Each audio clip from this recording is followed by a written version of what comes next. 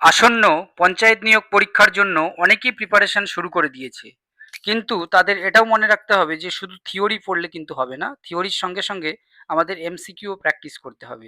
তাই পঞ্চায়েত পরীক্ষার জন্য যারা প্রিপারেশন নিচ্ছ তাদের সকলের প্রস্তুতিটাকে আরও সুদৃঢ় করে তুলতে আজকের এই ভিডিওতে রাখা হয়েছে ইন্ডিয়ান হিস্ট্রি থেকে নেওয়া বেশ কিছু গুরুত্বপূর্ণ প্রশ্ন এবং তার যথাযথ উত্তর, যেগুলো প্রত্যেক পরীক্ষার্থীকে জানতেই হবে এবং প্র্যাকটিস করতে হবে। আর এই প্রশ্নগুলো প্র্যাকটিসের মাধ্যমে বুঝতে পারবে যে তোমার প্রিপারেশনের লেভেলটা কতটা ভালো, আর যে প্রশ্নগুলো অজানা হবে সেগুলো একবার জানা হয়ে যাবে। তো দেখতে থাকো। তো আজকের প্রথম যে প্রশ্নটাকে রেখেছি, এখানে বলা হয়েছে বিজয়নগর যে সাম্রাজ্য রয়েছে, এই বিজয়নগর সাম্রাজ্যের প্রতিষ্ঠাতা কে ছিলেন। প্রত্যেকটা প্রশ্ন গুরুত্বপূর্ণ এবং প্রিভিয়াস ইয়ার থেকেও নেওয়া বেশিরভাগই প্রশ্ন। তো বিজয়নগর সাম্রাজ্যের যিনি প্রতিষ্ঠাতা তিনি কে সেটা আমাদের বলতে হবে প্রথম প্রশ্ন। তো প্রথম অপশনটাতে বলা রয়েছে কৃষ্ণদেব রায়, এরপরে দুইয়ে রয়েছে নরসিংহ বর্মন, তারপর রয়েছে হরিহর বুক্ক, আর চারে রয়েছে হাসান গঙ্গু। তো বিজয়নগর সাম্রাজ্যের যিনি প্রতিষ্ঠাতা তিনি হলেন হরিহর ও বুক্ক। এটি হচ্ছে এই প্রশ্নের কারেক্ট অ্যান্সার। আর হাসান গঙ্গু কোন সাম্রাজ্যের প্রতিষ্ঠাতা যদি কেউ জেনে থাকো অবশ্যই কিন্তু জানাবে, হাসান গঙ্গু। নেক্সট প্রশ্নের দিকে এগিয়ে যাচ্ছি। কৃষি উন্নতির জন্য মোহাম্মদ বিন তুগলক দ্বারা নির্মিত নতুন বিভাগটির নাম কি। তাহলে মোহাম্মদ বিন তুগলক কৃষির উন্নতি অর্থাৎ এগ্রিকালচারাল ডেভেলপমেন্ট এর জন্য একটা নতুন ডিপার্টমেন্ট করেছিলেন। তো এই ডিপার্টমেন্টটার নাম কি সেটা কিন্তু আমাদের বলতে হবে। তো এখানে প্রথম অপশনটা তোমরা দেখতে পাচ্ছ, লেখা রয়েছে দেওয়ান ই রিয়াসত, এরপর রয়েছে দিওয়ান ই কোহি, এরপর রয়েছে দিয়ান ই বিজারত, এরপর রয়েছে দিওয়ান ই কাজা। তো কৃষি উন্নতির জন্য মোহাম্মদ বিন তুগলক দ্বারা নির্মিত যে বিভাগ সেটাকে বলা হয় দিওয়ান ই কোহি, দিওয়ান, দিওয়ান ই কোহি, অর্থাৎ এখানে সেকেন্ড অপশনটা হচ্ছে কারেক্ট অ্যান্সার এই প্রশ্নের জন্য। নেক্সট প্রশ্নের দিকে এগিয়ে যাচ্ছি। তুগলকবাদ শহর কে নির্মাণ করেন। খুবই গুরুত্বপূর্ণ একটা প্রশ্ন, সেন্ট্রাল লেভেলের পরীক্ষায় এটা অনেকবার এসছে এই প্রশ্নটা।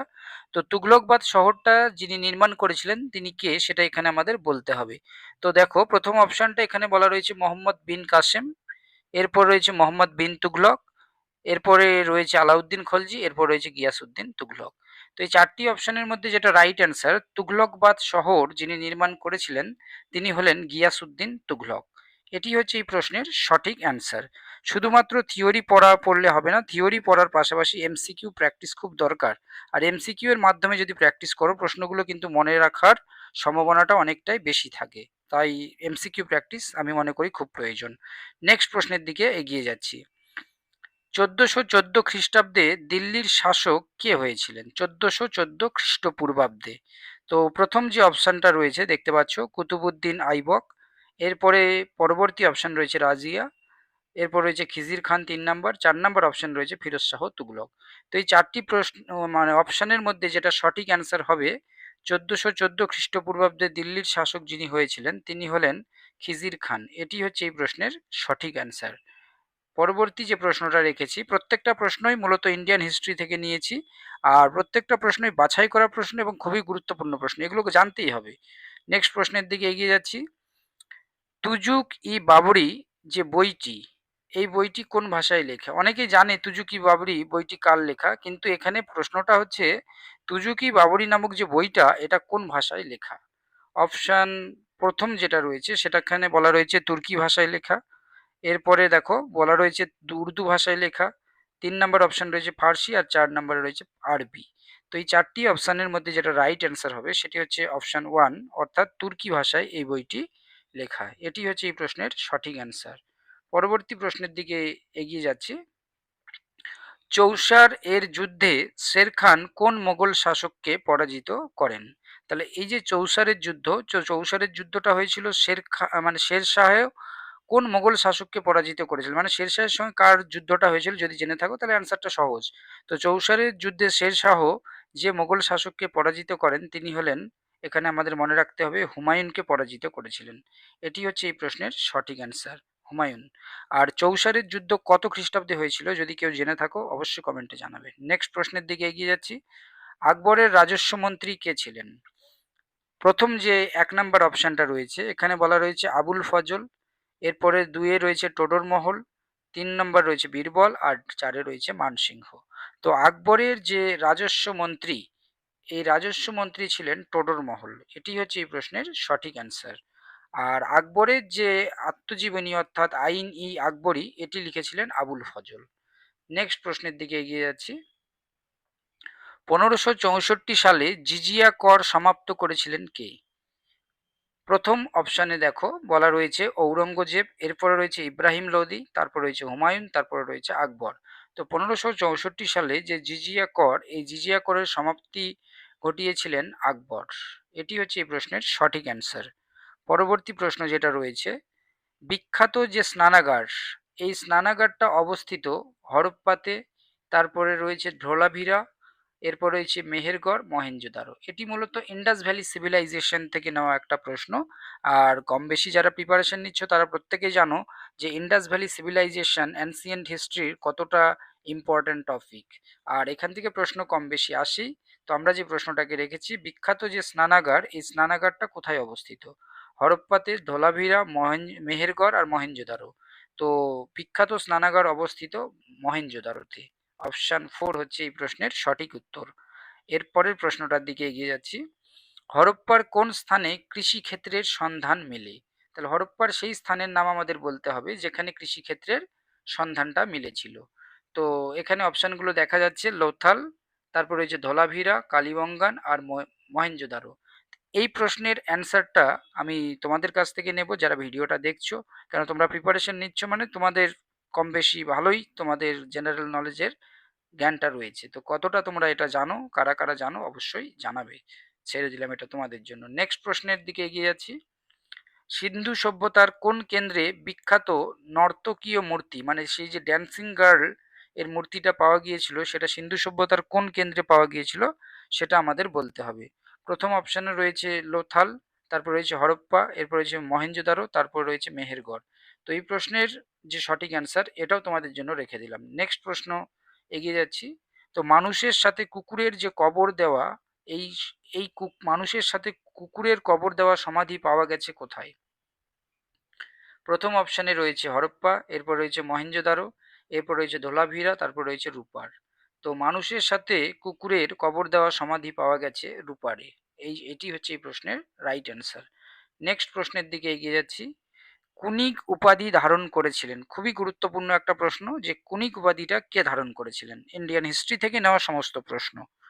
প্রথম অপশান রয়েছে অশোক, এরপর রয়েছে বিন্দুসার, অজাতশত্রু আর হচ্ছে বিম্বিসার। তো বিন্দুসার আর বিম্বিসার দুজনে কিন্তু এক না, দুজনে আলাদা আলাদা ব্যক্তি। তো কুনিক উপাধি ধারণ করেছিলেন অজাতশত্রু। এটি হচ্ছে এই প্রশ্নের সঠিক অ্যান্সার, অপশান 3। নেক্সট প্রশ্নের দিকে এগিয়ে যাচ্ছি। অমিত্রাঘাত উপাধি ধারণ করেছিলেন কে?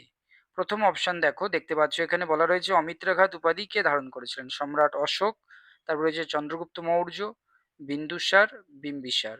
তো অমিত্রাঘাত উপাধি যিনি ধারণ করেছিলেন তিনি হলেন বিন্দুসার। অপশান 3 হচ্ছে এই প্রশ্নের সঠিক অ্যান্সার। পরবর্তী প্রশ্নের দিকে এগিয়ে যাচ্ছি। প্রথম যে বৌদ্ধ মহাসম্মেলন, এই মহাসম্মেলনটা অনুষ্ঠিত হয়েছিল কার সময়? প্রথম অপশান রয়েছে কালাশোক, এরপরের দুইয়ের অপশান রয়েছে অজাতশত্রু, তিনে রয়েছে কনিষ্ক আর চারে রয়েছে অশোক। তো চারটি মোটামুটি বৌদ্ধ সম্মেলন অনুষ্ঠিত হয়েছিল।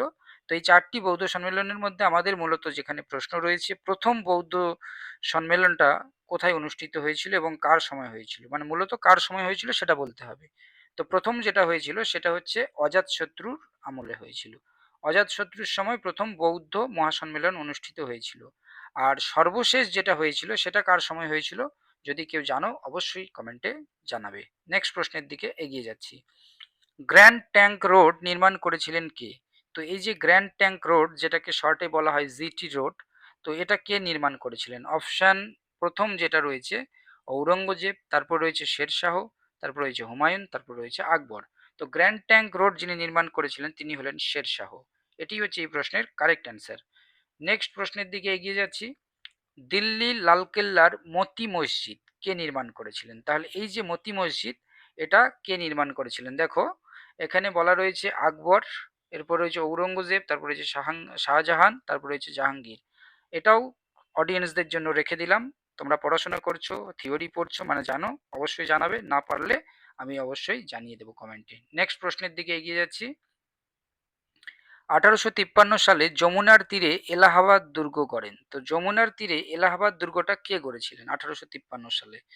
তো প্রথম অপশন দেখো বলা রয়েছে বাবর, এরপর রয়েছে আকবর, তারপর রয়েছে শেরশাহ, তারপর রয়েছে হুমায়ুন। তো 1853 সালে যমুনার তীরে যিনি এলাহাবাদ দুর্গ গড়েন তিনি হলেন আকবর। এটি হচ্ছে এই প্রশ্নের সঠিক অ্যান্সার। নেক্সট প্রশ্নের দিকে এগিয়ে যাচ্ছি। পরবর্তী যে প্রশ্নটা রয়েছে, বলা রয়েছে ভারতের রাজধানী কলকাতা থেকে দিল্লি স্থানান্তরের যে ঘোষণা, এই ঘোষণাটা কবে হয়? তো আমরা ভালোভাবেই জানি যে 1905 সালে হয়েছিল বঙ্গভঙ্গ, যেটা লর্ড কার্জনের দ্বারা করা হয়েছিল। 1906 সালে মুসলিম লীগের প্রতিষ্ঠা হয়েছিল এবং 1911 যে সাল, যেখানে বঙ্গভঙ্গ রদ করা হয়েছিল লর্ড হার্ডিন্সের দ্বারা, তো সেই সময়ই ভারতের রাজধানী কলকাতা থেকে দিল্লি স্থানান্তরের ঘোষণা হয়ে থাকে। মানে এই প্রশ্নের সঠিক যে অ্যান্সারটা সেটি হচ্ছে অপশন 4, 1911 সালে। নেক্সট প্রশ্নের দিকে এগিয়ে যাচ্ছি। ব্রিটিশ ভারতের প্রথম গভর্নর জেনারেল কে ছিলেন? তো ব্রিটিশ ভারতবর্ষের প্রথম গভর্নর জেনারেল কে ছিলেন সেটা আমাদের বলতে হবে। তো প্রথম অপশন রয়েছে রবার্ট ক্লাইভ, এরপর রয়েছে লর্ড কর্নওয়ালিস, তারপর রয়েছে লর্ড ডালহৌসি, আর চারে রয়েছে লর্ড উইলিয়াম বেন্টিং। তো ব্রিটিশ ভারতের প্রথম গভর্নর জেনারেল যিনি ছিলেন, ব্রিটিশ ভারতের প্রথম গভর্নর জেনারেল যিনি ছিলেন তিনি হলেন লর্ড উইলিয়াম বেন্টিং। অপশন 4 হচ্ছে এই প্রশ্নের সঠিক অ্যান্সার। নেক্সট প্রশ্নের দিকে এগিয়ে যাচ্ছি। সাঁওতাল বিদ্রোহ হয়েছিল, তাহলে হিস্ট্রি পড়ছো মানে অবশ্যই সাল মনে রাখাটা দরকার আমাদের, কেন কোন সাল দেবে আমরা কেউ বলতে পারবো না। তো সাঁওতাল বিদ্রোহ কবে হয়েছিল সেটা আমাদের বলতে হবে। এখানে যে সালগুলো রয়েছে কম বেশি সবগুলোই পরিচিত। প্রথমে বলা হয়েছে 1757 সাল। তো 1757 সালে পলাশির যুদ্ধ হয়েছিল নবাব সিরাজ উদ্দৌলার সঙ্গে ব্রিটিশ ইস্ট ইন্ডিয়া কোম্পানির। এরপর রয়েছে 1852 সাল, এরপর রয়েছে 1855 সাল, তারপর রয়েছে 1857 সাল। তো আমরা জানি 1857 সালে মহাবিদ্রোহ সংগঠিত হয়েছিল, আর 1855 সালে সাঁওতাল বিদ্রোহ হয়েছিল, অর্থাৎ অপশান 3 হচ্ছে এই প্রশ্নের সঠিক অ্যান্সার। এর পরবর্তী প্রশ্নের দিকে এগিয়ে যাচ্ছি। ওয়াহাবি আন্দোলন কত সালে হয়েছিল? তো এই যে ওয়াহাবি আন্দোলনটা এটা কত সাল সেটা বলতে হবে। প্রথম অপশন দেখো 1820 সালে, পরবর্তীতে রয়েছে 1821 সালে, তারপর রয়েছে 1822 সালে, তারপর রয়েছে 1823 সালে। তো এই চারটি অপশনের মধ্যে যেটা রাইট অ্যান্সার, ওয়াহাবি আন্দোলন শুরু হয়েছিল 1820 সালে। এটি হচ্ছে এই প্রশ্নের সঠিক অ্যান্সার, অপশন প্রথম মানে 1 নম্বর অপশন। পরবর্তী প্রশ্নের দিকে এগিয়ে যাচ্ছি। ভারতের গ্র্যান্ড ওল্ড ম্যান নামে পরিচিত কে ছিলেন? গ্র্যান্ড ওল্ড ম্যান, প্রথম অপশানে রয়েছে মহাত্মা গান্ধী, তারপর রয়েছে দাদাভাই নওরোজি, সুরেন্দ্রনাথ বন্দ্যোপাধ্যায়, সত্যেন্দ্রনাথ দত্ত। তো ভারতের গ্র্যান্ড ওল্ড ম্যান নামে যিনি পরিচিত তিনি হলেন দাদাভাই নওরোজি। অপশন 2 হচ্ছে এই প্রশ্নের সঠিক অ্যান্সার। নেক্সট প্রশ্নের দিকে এগিয়ে যাচ্ছি। পরবর্তী যে প্রশ্নটা রয়েছে, সিন্ধু সভ্যতার মানুষ কোন ধাতুর ব্যবহার জানতো না? এটা আমাদের এখানে বলতে হবে। তো সিন্ধু সভ্যতার মানুষ যে ধাতুর ব্যবহার জানতো না সেটা হচ্ছে লোহার ব্যবহার। পরবর্তী প্রশ্নের দিকে এগিয়ে যাচ্ছি। সত্যশোধক যে সমাজ, এই সত্যশোধক সমাজ প্রতিষ্ঠা করেছিলেন কে?